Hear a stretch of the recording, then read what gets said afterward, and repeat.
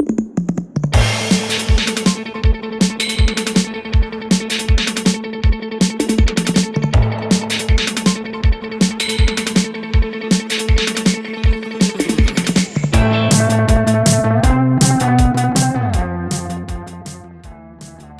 we are.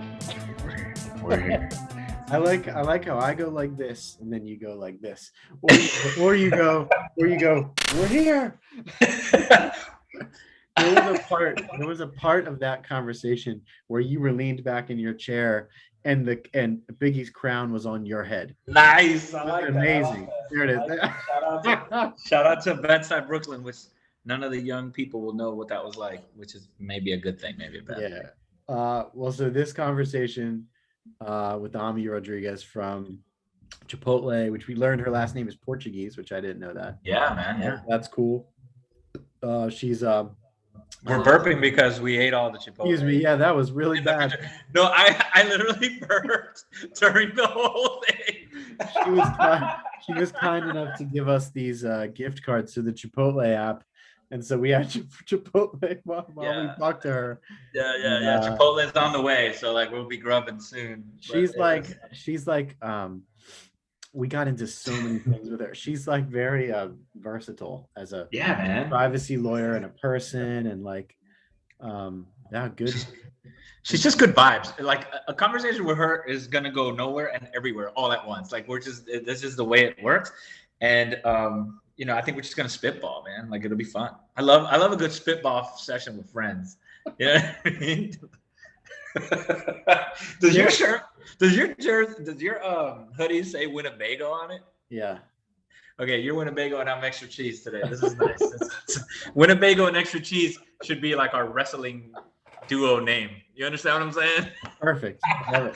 Dude, we have to change the name of the podcast, man. Like, Privacy Breakfast Club featured Winnebago and extra cheese. We got double our listeners. We'll double our listeners to 10. yeah.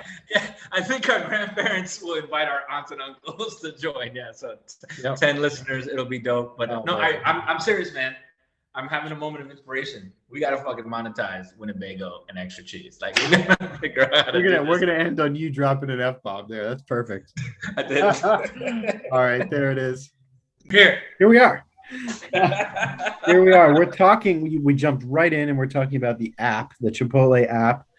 Ami Rodrigues is speaking of which, Chipotle, I'll be right back. And she kindly gave us credits to use on the Chipotle app. So I moved it to my own bowl. Your own bowl? Yeah, I have a burrito bowl that I moved to my own bowl. Yes. There we go. Yes. Literally right on time. Packaging burrito bowl is also environmentally friendly as your home. It is. Bowl is. I want to say one other thing too. So I have my Chipotle here. Thank you, Ami, for sending us Chipotle cards. And then I also have this, who I fully support. Well, I want to make sure that we fully represent every company you've worked for. So prior to Chipotle, she was here. So I have that too. And you have the 2-liter. I was about to say, Andy, you went in strong, man. I just got a nice Sprite. You got a 2-liter bottle of Coca-Cola. That's a vibe. I bought it for my father-in-law, who loves Coca-Cola, loves it, and has not set foot in my house in 11 months. Oh man. Because they also have the mini cans, like if you wanted to. But 2-liter, that's great, right? I could have gotten a bottle. I could have gotten a regular bottle. I know. Well, you guys keep chatting, man. I'm gonna go ahead and eat. And What's your order? Is it a bowl? Yeah, mine's a bowl. I'm pretty basic, man. I don't do beans that much. So it's like chicken, rice, some guacamole, and some fajita veggies and some lettuce. Like that's the energy I'm on right now. I tried the quesadillas. And that's the thought. They're delicious, but I don't know. I couldn't focus the rest of the afternoon. I was like, holy cow, that was a lot of food. Weren't the quesadillas like a secret menu item for a while? I think. I don't think so. So the secret menu items aren't in the privacy department. True. Yeah. True. It's not about secrets. Do you know the Coca-Cola recipe? I don't. They never told privacy counsel. You know, what a shame. I figured like the place to disclose it would be right here on the most watched podcast on earth. That's true. Nobody would ever know the secret if we talked about it here. Like, quick sidetrack on that is the Coca-Cola recipe like similar to the KFC recipe that's like in a vault in Fort Knox? You know, supposedly. Okay, so supposedly, and this is like, urban legend from back when I worked at Coke, was it was stored in a vault in SunTrust Bank. That's what I heard. Yeah. SunTrust Bank underwrote Coca-Cola when it went public. I've heard that same story. So, And shout out to Atlanta, which used to be the headquarters of SunTrust Bank, I guess, before it became whatever it's called now, Truist or something. But headquarters to Coca-Cola, and where Ami and I both live. yeah, home of voter suppression. Yeah, no shout out to voter suppression. I hope, honestly, like they obviously already sued against, like, sued that laws violates people's rights. One of the things I read, and I'm not an expert on this voter suppression law because that's what it is, but I read that it makes it illegal for people to hand out bottled waters. What the? Food, bottled water, even like a cigarette. What? Like, what is the point of so like if it's hot out and you're like, hey, do you want some water? Nope. No snacks, no Chipotle, no. I hate to like, this is only something that like old white men couldn't contrive. Like, what other group on earth would be like, hey, I got an idea. Let's just not hand out bottled water. Like, where does this come from? Like, I mean, I know where it comes from. But like how this gets through an entire legislature, like, I just don't understand. You know who else could have come up with that law? The aliens from Independence Day. Yeah, like this is a nightmare, man. But like, interesting, right? That like they were like, oh, it must be those people getting bottled water. Yeah, those bottled water election fraudsters. And that must have led to fraud. It's borderline evil. It is evil, man. I do remember during the special election going to different, like I went to my local library. I voted early. And so I went to my local library and there's like a DJ just like dropping hits to like get people to come and vote. That would probably be illegal now too. It's such a shame because like all the pushback, like the entire theory that mail-in ballots is in and of itself something that challenges the credibility of an election is such a joke. Like, it's such a joke. I'm from Florida. Why don't they push those initiatives in Florida? You know why? Because the elderly and extremely white population of upper middle class and wealthy retirees that live in Florida all vote by mail-in ballot and all lean in a certain political way that you would never pass that here. So the fact that it happens in Georgia and not in Florida just is demonstrative to me that this is racial. And shame on the governor of Georgia for supporting something so facially discriminatory and, in my opinion, just aimed to disenfranchise thousands of people. Because here's what happens in rural Georgia. And I know this from a vignette about a real person who lives in rural Georgia. There is a family in Georgia, a farmer family, and they are the only Black-owned farm, I think, in their county. I don't know the very specifics, but they're, if not the only, one of the only Black-owned farms in the county. And I've heard this from their own mouths. When they go vote in this rural county in Georgia, they feel intimidated. They feel certain pressure because everyone knows which way they're going to vote. So they've decided as a family to vote by mail-in ballot for their safety and to not be bullied and to not be made to feel a certain way in their community because of partaking in the act of enfranchisement and voting, right? Like, this is real in Georgia, right? This is real. And it's not just mail-in ballots, also the drop boxes. So if you don't want the drop boxes, like, oh my goodness, like the Latino community in Georgia is small, but it's overwhelmingly working class, and it overwhelmingly can't like go during work hours to vote, because the types of jobs that they have don't lend themselves to this type of like flexibility, right? If you work construction 7 days a week, when do you go vote? Like when? If you drive a bus, like what time do you have for these things? So like, anyway, not a fan. I know this isn't a voter. I was gonna say, it's only a matter of time. Probably already happened, and I'm just not aware of it. Until privacy is weaponized for this purpose. Actually, it already has been. Already is. I had a feeling that would be the answer. I just don't have the. If you guys have the specifics. Well, so when Brian Kemp was Secretary of State, there was a giant breach of the voter registration process. And currently, like when you register to vote, they ask you your date of birth, your address, your race. It shows whether if you have a physical disability or not.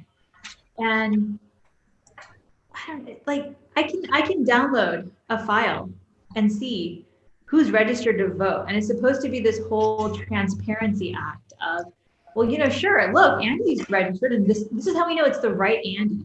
And this is how we know it's the right Pedro. But should some of that information be so open? Yeah. Even party affiliation can be used against you in your community. Yeah. And so address can be used against you. Your address, yeah. But like if you go to me, like it's tough because some of this is theoretical, but like the subscriptionization of the internet is worrisome to me because it feels pay for privacy-ish in some ways, unless executed right. And it can be executed in ways that it doesn't have to be that way. But if you're not careful, I think it can land that way. And there's company examples out there that are getting it very wrong, in my opinion. Yeah.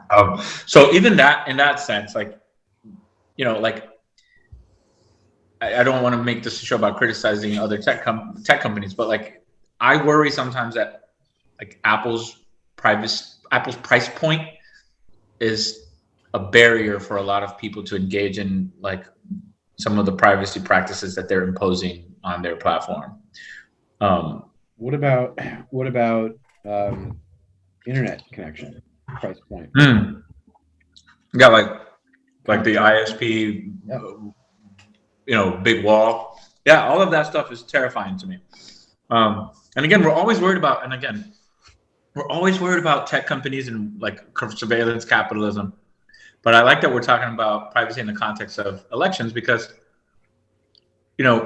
surveillance has been used against minorities and poor people as a weapon for forever. I mean, forever. Like slave patrols was a form of surveillance. Okay. And the FBI targeting like African Americans because of their political activism is terrifying. And so now all of that can be done super clandestinely, right? Like there are no slave patrols and the FBI is not out they probably are, but not like overtly out there knocking on doors. But if you have like a unique political opinion or you're an activist, like I feel like this is one of the scariest times in history to be in one of those roles. Especially if you're Russian, because they'll just poison you. But like in the United States, like I think it's terrifying. If I was a politically active sort of like fringe is not the right word, but like edge political point of view type, I'd be terrified. I think it goes both ways though. Like, it doesn't go both ways, but I think in terms of like, whether you're talking about surveillance capitalism or surveillance by the government, you are a different person when you know you are being monitored. And when we think of monitoring, we think of somebody putting a camera right on you and watching you. But watching the websites you view, looking at your scroll depth, looking at your location history, that's a form of monitoring. And if you know that you are being tracked somehow or the other, whether it's through ads or just through the political flyers you're receiving, or even just any other kind of messaging you're getting, you change how you behave. We're talking about how no one tells privacy the secret formula. Privacy is not necessarily about secrets. It's really about, I think it's about, it's allowing people to have the relationship with the data that they want. maybe you want to put some data out there, but maybe you don't really care for everyone to know your entire location history or everything you bought at a grocery store. Things like that aren't exactly secret, but it's weird for it to be out there for then it to be used against you. So how do you? That leads me to a really interesting question about Chipotle and Coca-Cola and like a a company that their main business is food, beverage, like. And I was actually doing the dishes the other night and re-listening, Pedro, to our conversation with Evan and Jennifer Yeah. Fenwick. When you raised the question, what's a tech company? I don't know what a tech company is anymore. And that's such an interesting question, particularly in light of where you have worked, Ami, because like that's what, like when our grandparents or our parents or those, like they think of these companies, they're like, I buy a Coca-Cola, I go get food at Chipotle, but they don't think about this as a tech company that has someone that understands the importance of scroll depth and whether that should be like disclosed in a privacy policy, and like does someone understand that Chipotle, for instance, is a technology company in a lot of ways, is a supply chain and logistics company in a lot of ways. And so therefore, from your seat, like what are you trying to consider? Like how are we communicating to consumers? It changes for you. It's different. That's a really interesting point too, because if you look at market attitudes, Gen X, probably some older millennials and so some older millennials, but largely Gen X and baby boomers. When they think of Chipotle, they think of restaurants. When you talk to younger millennials and Gen Z, Chipotle is an app, and it has like restaurants that make the food, but like most of them don't step in. It's a pickup location. You don't actually go there to order and then dine and then, in your car that like you don't have because you're using. So I'll tell you this.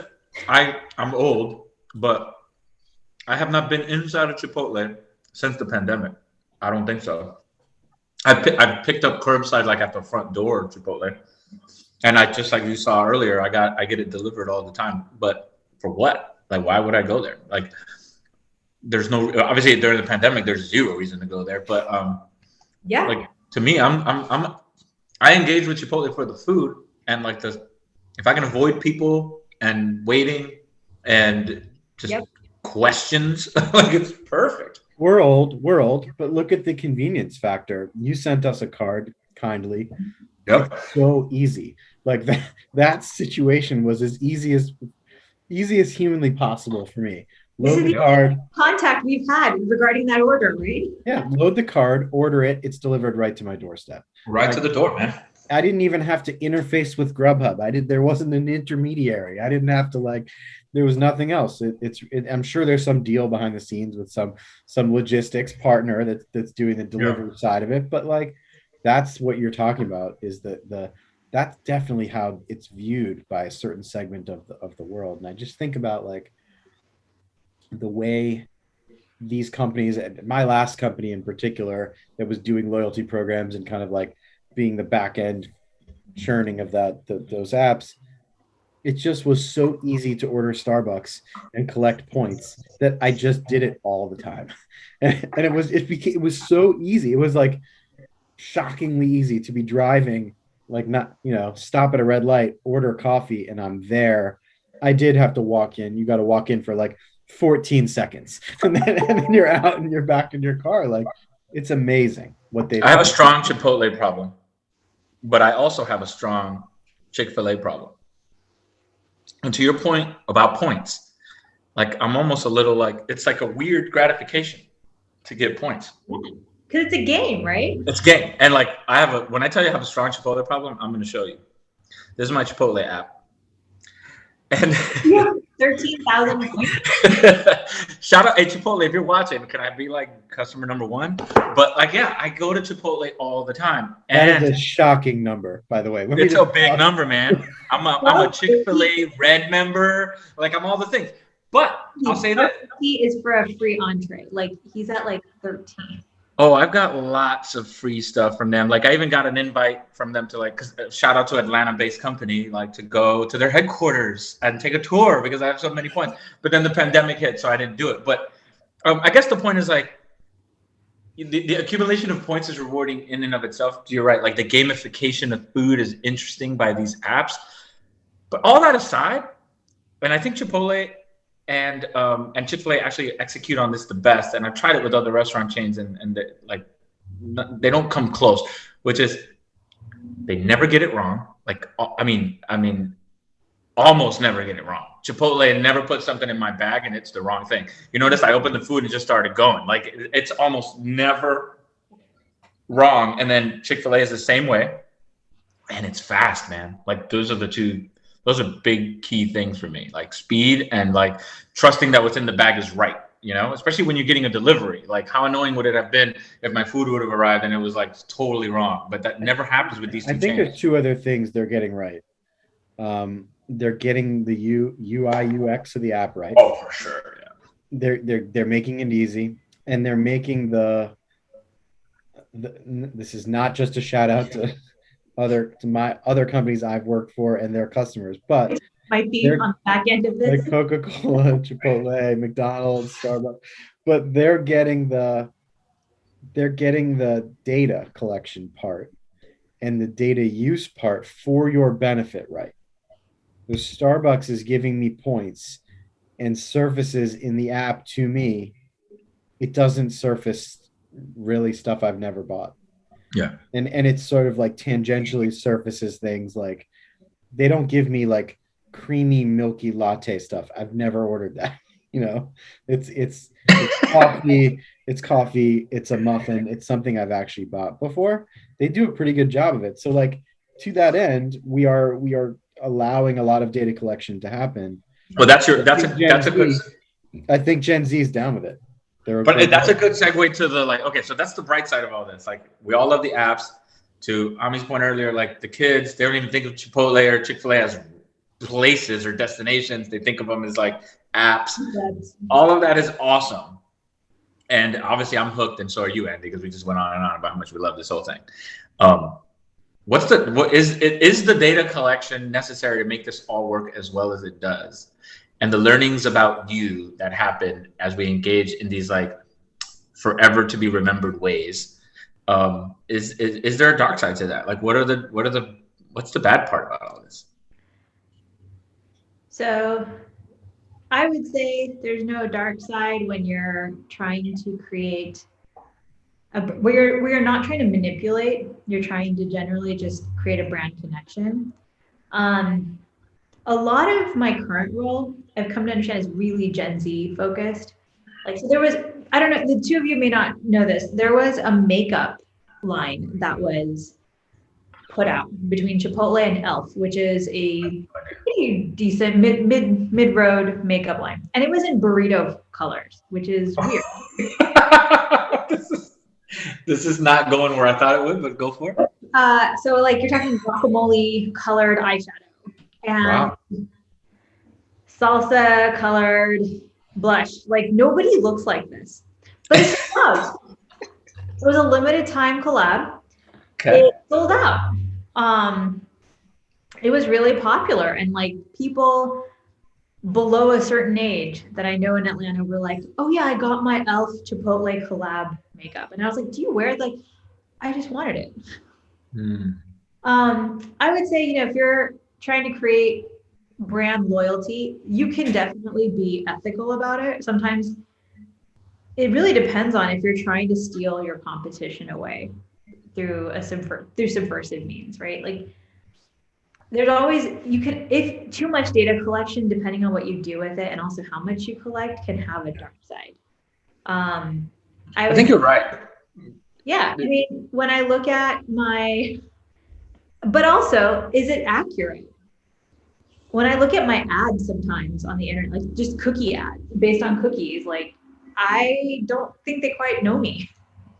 And I don't know if it's because I have weird patterns that are not, they can't be calculated, or they're using the wrong metric, or the algorithm is written by somebody who doesn't understand different viewpoints. I think that's the dark side. What's interesting to me about the point you're making is like, and I was trying to, I can't relate to the makeup scenario, but I can, like when I back to Chick-fil-A, when I'm gonna do a pickup order, I get in my car and I can't actually enter the order until the app knows that I'm close enough to a certain restaurant to place the order, right? And as soon as I open the app and say place order, it starts tracking me and suggests a store. And then I have to get within a certain range of the store before I can hit, I'm here or whatever, and then have them start prepping my food. Like in an isolated scenario, that seems fine. But like, I mean, over years, right? Like, there's a lot of patterns about me that talks about like when I eat, where I'm coming from when I eat at Chipotle. I mean, at a Chick-fil-A. Like all of these interesting insights and signals that I don't even have I probably don't have awareness of, are being sent to Chick-fil-A. And then the question is like, how are they using it? I don't know. And I'm not picking on it, but like, it would be great if the app detected that you were nearby a KFC and a hand came out and hit you. Like, didn't Uber do that with Lyft? Like if it gave you surge pricing, one, if it knew your battery life was down, or if if Uber driver who also rode for Lyft had both apps open, it wouldn't give it wouldn't give any rides on the Uber side. Great example. Like that's the angle I was like inartfully going towards, which is like there's even use cases that border on sort of like different. And while I think we would probably tend to look at the things that we're talking about right now, sort of consumer facing food or service apps as kind of generally having kind of two buckets for the data, really. Can I market to you, send you some emails? I think most people don't care about that one. And then the other one is sort of product improvement and improving the app and improving the services. And if I think about some of the companies that have worked with in the past, they were often thinking about, Igami made this point, like, how do I make that experience better for my customers? How do I differentiate? How do I make it better? I know like lots of restaurant companies in particular are thinking about facial recognition. How can they pull up an order? How can they know their customer better? How can they pull up an order and like show them that order? Like lots of Gen Z might like that. But I think we're very close to the line. What about this? And you guys both mentioned like competitive alerts and app prompts. And I don't know if Starbucks app still does this, but I know it used to. Like when I would be near a Starbucks, the app would be like, "Hey, you're near your favorite Starbucks. Why don't you pull up?" Just for the record, the Chipotle app does not track location. I know it doesn't. While we're recording, like it just want to like. And I'm not picking on Starbucks. I love Starbucks. I do. But I wonder how, like, just from a health perspective, because we're talking about food and, Starbucks, like, okay, a black coffee, not a big deal. But what if your daily drink or your favorite drink at Starbucks is like, I don't know, one of those creamy, frappy, icing or whatever. I don't even drink those things, but you know what I'm talking about. The ones that are like 77,000 calories. Like, what if that's your thing? And like, you're trying to scale back, but every time you're driving home, the app is like, hey, guess what's around the corner? Yeah. And they show you a little picture of your favorite treat. You have to set up MyFitnessPal to override it. yeah. Like my Nike running app should pick me and be like, no, go running, stop. But then run out of the geofence. This is funny, like, and this is fun to joke about. But Pedro, like, we've touched on this before. Like, I do think this is kind of where VR is headed. Like we are headed into a world where we're like walking around and we're advertised to, and our location is being used, and our hands and our, like, it's interesting. Wait, Andy, this is already happening, right? So one, Target, we've all heard of Target, the pregnancy coupon. Oh yeah, the old pregnancy. Target has, so I was a statistics major in college, and anything under 95% is considered crap. So a lot of algorithms are at like 65%, which is really just garbage. But Target had a statistics team, and they could target with something like 97 to 98% accuracy. So they knew, are you in your first or second trimester? They know if you're like a gun nut, or they know if you're like a vegan.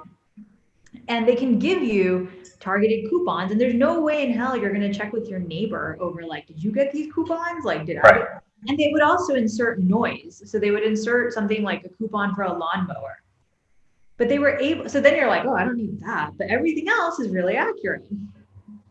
And I think, that technology has also become digitized. Like I've driven by billboards where I've seen ads suddenly change, and I've heard, I don't know if this was like targeted to me. I've seen ads where it's like, I'm like, that's interesting that ad came up as I'm driving towards this billboard. I'm telling you, man, like I really worry about the nudging effect of some of this stuff though. Like to your point about like, even I worry about the nudging, especially in the context of food and other things too, but alcohol, all these things, but like food, especially because of the health, the direct health effects of overeating and eating the wrong things and whatever. Just what about lifestyle too, right? Like yeah, exactly. You can have like money problems, but you're a big spender and you're trying to same thing, gambling app, whatever. Yeah, like I totally agree. It's just like we need to think carefully about how all of these apps. I don't want to use the word manipulate because that feels too strong, but make suggestions that are difficult to override with your own. What's the big deal? Like it's just an ad. But if you constantly see a certain pattern of ads, you may have one impression of yourself, and those ads may suggest to you something else. By the way, I have seen some of my profiles in these some of my ad profiles, and they're really super weird. Yeah, there was it's funny you say that because, and I didn't go look. And obviously I work at Facebook, so like we've got our own bag of things we need to work through. But like, I'm gonna pick on YouTube for a second. During the election, I think I've said this on the podcast, like YouTube decided that I was a Trump supporter. And it was constant Trump support, like Trump propaganda. Like none of it was like illegal or misinformation or whatever. It's like just standard like campaign Trump stuff. But like it severely diminished my YouTube experience. Okay, Well, so number one, the standard Trump campaign information is misinformation. So well, there's some of that there too, but also they're just annoying. I don't want to see Donald Trump during my Formula One video. No, but with my last name, YouTube. Actually, no, on one side of my house, I now know that my former neighbor was probably a Trump supporter because whenever I would my laptop would be on that side of the house, I would get Trump ads, but when it was on this side of the house, I would get Biden ads. And I was like, what is going on? That's bananas. And then if I was in the middle, this is the crazy part. Because of my pseudo-Latino sounding name, when I was in the middle of my house, I would get ads in Spanish. Wow. It's a Portuguese last name, but Wow. I think like, we've talked about this before. For some reason, certain companies get it right or get it better than others. It's interesting, your example of digital out of home or whatever that is happening. I didn't necessarily, I sort of expected that to be happening sort of occasionally. And I think we can expect that to happen more and more as autonomous vehicles communicate. Once that starts to be like vehicles pinging the environment. Totally. And stuff. I have a feeling like that's where we're headed. But in terms of retargeting and the profile that's kept on somebody, it's really interesting because as two of us have worked in sort of specific marketing and ad tech, where that's the business. When you were at Oracle, Pedro, or Blue Kai, for example, was the first, if not one of the first, if not the first, to create that place where when you navigate there, your cookie profile comes up and it just tells you, like, we have you in these buckets: surfing, soccer person, vacation intender, or whatever. And they were always, mostly inaccurate, but not way off. And I think the interesting thing there is that, like, marketers, because of the data available, they'll accept. Your point is so good, Ami, about like the profile and the targeting strength of it versus like what's statistically significant and what's not, because marketers will accept like the lowest bar. Like if it's just marginally better, they'll take it. And so that's why you're seeing an ad for, chicken if you're vegan, like because it's just like, it's marginally better than what we had yesterday. or something you already bought. Like, what? Thank you. Train already left. Instagram does a good job there. And I think like they do. Like I think you get retargeted for something you bought across the web all the time. It takes several weeks for you to not, or months for me to not see the same thing I bought, like exact same thing. But that for some reason, certain platforms, Instagram is one that does a good job of stopping at a certain point. Well, that's right. I hear that feedback all the time about Instagram, that like from a relevant ad standpoint, it's one of the best experiences. You also hear, but I feel the same you also way. hear, Pedro, you also hear people say, like, I was talking about something and then I got an Instagram or Facebook app. It's super creepy. And I just go, every time I just go, hey, dude or dudette, there's a ad tech reason for that. I don't know what it is right now, but I know you did something. It's the Right, like they're not right, listening like to you. You got to just dial it down a notch. right, and the thing is, like, people do so many things sort of like on autopilot that they don't realize they were talking about something, but they also searched for it or clicked on something, or it got their attention because they saw an organic post that had it on there and they stuck around for a while. An article, Like these, like anything. read an article. But what about those? I don't know if these cookies are called specifically, but I call them birds of a feather. Like if your phone is around persistently around other devices that belong to someone else, like they're not your device. I mean, the cookies can connect to say, well, yeah, you probably live with this person or you probably work with this person, before 2020, if like Friday at like noon, you're in an office complex. That's a great example because that one does creep people out. I have a friend. We're all lawyers here, so I'm going to tell this story. You met him, Pedro. We had dinner with him in DC. My friend Eric. Oh yes, Uh, yes, yes. he's not now anymore, but he was a public defender, and he was visiting jails often, to meet with his clients. And he said, like, he would constantly get Facebook suggestions to friend those people that are his clients in jail, and he was like, I don't understand. I didn't have any interaction with them other than the fact that my device was near their device. It's interesting. Like There's dangers here, that. though. Like these associative ad techniques. Yeah. There's danger, and there's one of the big dangers to me is like discrimination and racism. Because yesterday I was on a panel with Nicole Turner Lee and Edith Ramirez for the ABA, and I think it was Nicole. Yeah, it was Nicole who mentioned like an example that like terrifies me, which is uh, watching. I think it was a YouTube video online of an African American fraternity doing African American fraternity things, whatever. I don't know anything about fraternities, but like some sort of like fraternity promo video. And during the course of the video, you can see like the ad banner or whatever, and it's basically like check your criminal record, right?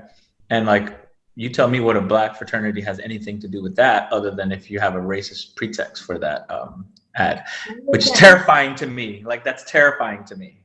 My last job, my coworkers who are Black women, lawyers.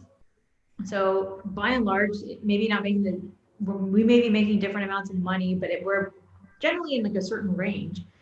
Once the stimulus checks were given the first round, they were getting ads over here's how you can spend your stimulus checks. When I wasn't getting those. It's a nightmare. Even though they may live in a neighborhood similar to mine. It's a nightmare. And the other thing, I mean, we talk about, maybe you're aware like China's social credit score based on who you associate with and who you don't, and like your social credit score goes up or down. And, we look at that and we're like, wow, that's crazy. That's China. That's an authoritarian regime.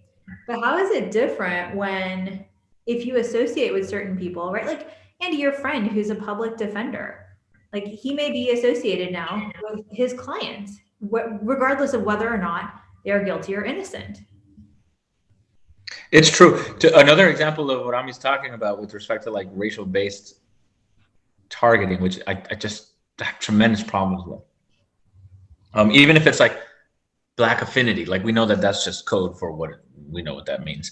One of my friends here in Atlanta, well, I'll put it to this way. I live in an upper middle class neighborhood, pretty nice neighborhood, predominantly white. The kind of ads I get in the mail, right? Like the kind of like regular advertising stuff is like, just think of West Elms of the world, you know, these kind of things, like all this fancy upper middle class garbage, a bunch of like men's fancy clothing crap. So they figured out my gender. They figured out that my zip code means I'm at least some sort of socioeconomic status. My friend here in the city lives in the black part of town. He's black. But first of all, there shouldn't be a black part of town, but there is. So he lives in the black part of town. He gets ads in the mail for like check cashing, whatever it is. I can't even remember, like we'll buy your house for, you know, those stupid ads that are like, we'll buy your house for like $50 if you just like turn over the deed, 411 pain, all this stuff, right? Here's the interesting part of this story. He is one of the wealthiest people I know and lives in a mansion that you could fit my house in 10 times. But because of the part of Atlanta that he lives in, I mean, he drives a Bentley, okay? So like, because of the part of Atlanta that he lives in, he's getting 411 pain and like, what is it? A payday loan advertisement in the mail. Like, walk me through that. You know, like this is the dark side of all of this. And it all begins on like where you live and what you look like, unfortunately, but it's kind of a nightmare. It begins in those places. And it also begins when local governments sold all of our data. Yeah, right. You buy a house, you buy a house, you get inundated. Doesn't matter, like even that guy, I'm sure he's getting those crappy ads, those terribly inappropriate ads, but he's also getting Pella windows. You know, the second he bought a house, it's like, I'm inundated with window ads. Like, I have windows. I don't.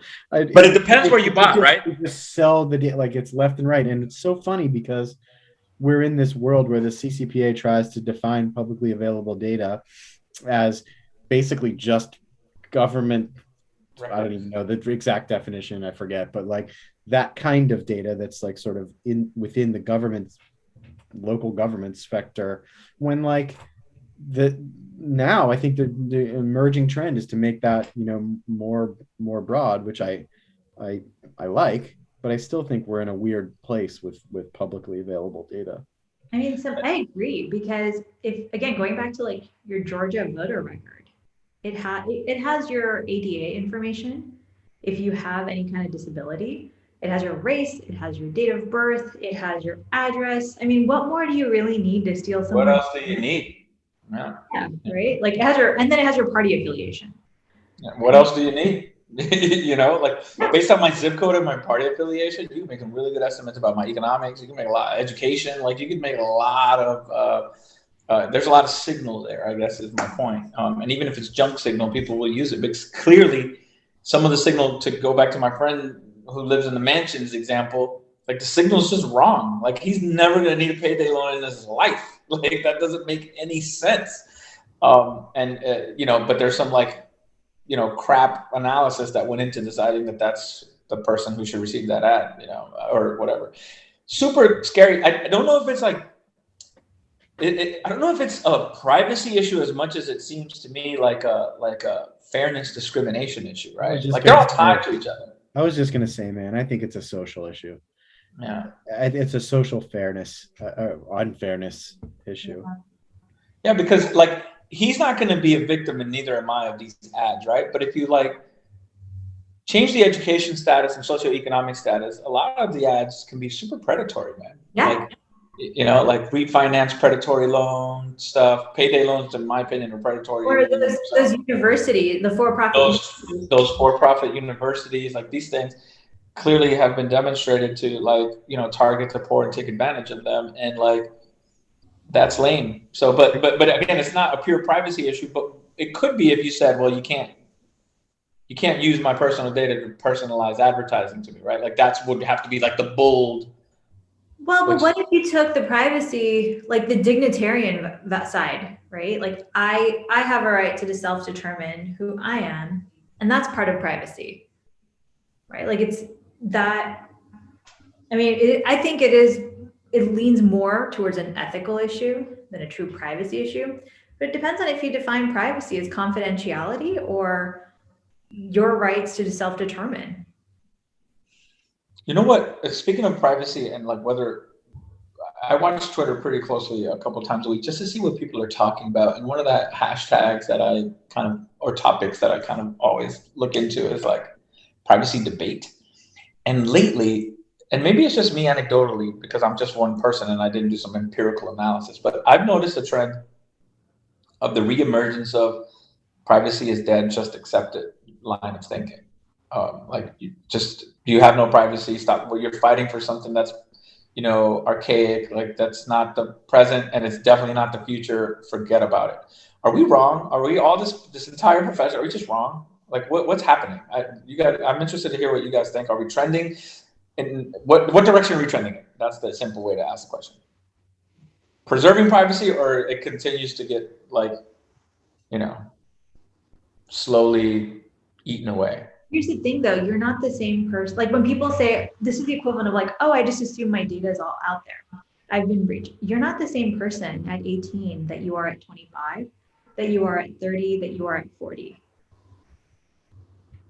I think it's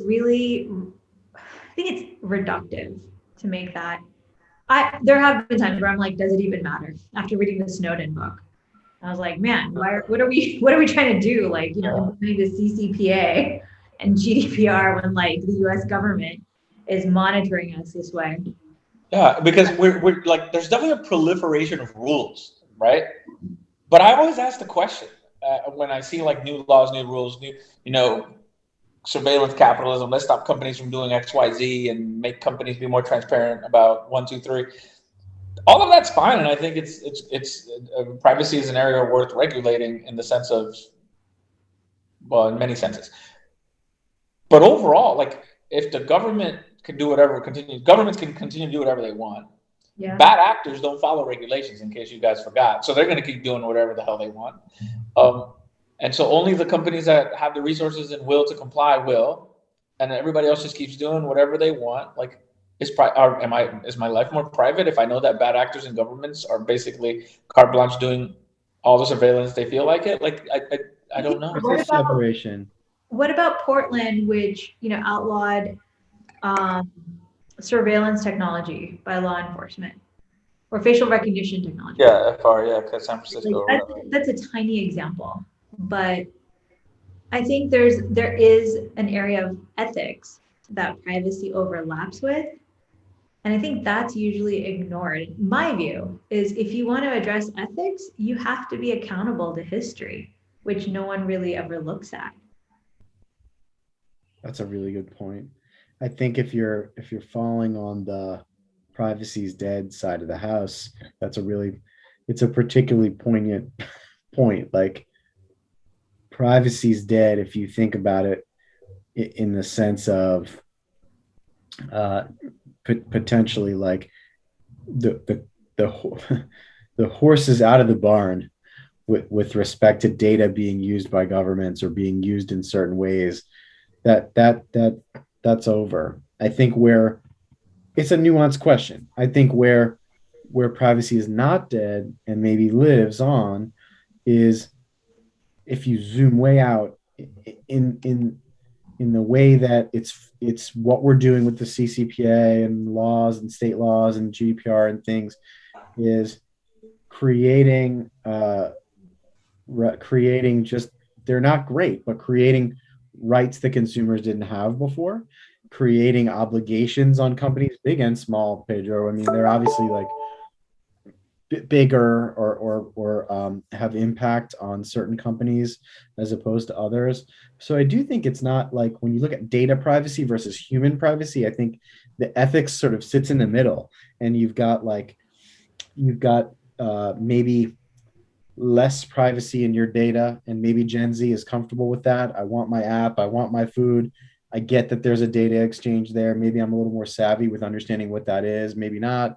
Maybe companies are now forced to put out more information about it. So I think like it's typical lawyer answer, but it depends, Pedro. It's not. The Gen Z right now, like they don't have kids to worry about. Gen Z, most of them don't have very few of them would have a mortgage. Very few of them would be considered a very valuable consumer right now based on So why is I'm glad you mentioned that, because everyone's obsessed with them. All advertisers, all marketers are obsessed with them. They don't have no money. Like they don't have no money. I could argue, and again, I'm not being a Facebook homer here, okay? But the fact that the Facebook and user engagement leans a little older, if I was an advertiser, those are the people who have money. Like what? I don't work on the marketing side. I don't work on the sales side. I don't know anything about this. But like, why would I want to market to a 16-year-old who I know is broke? You know what CAC? You know what CAC is? Tell me. No, I don't know anything about this. Customer acquisition cost. Oh, I see. Super low, and they will convert on your platform. Whereas that dinosaur who's looking in the Facebook used jeans group is not going to convert.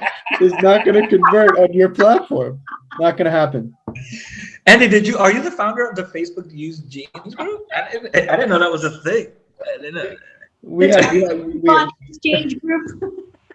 That sounds. I mean, I don't know, and I'm not on the marketing or ad sales side of the business, and never have been in my whole career. I've always been on the back end, so I don't know much about like the value of who's in your audience and how that works. But as a novice in that regard, I would think you'd want to market to the people who spend money. But I see your point about. But also think about how much like energy and vitality a younger generation brings, right? Like. Yeah.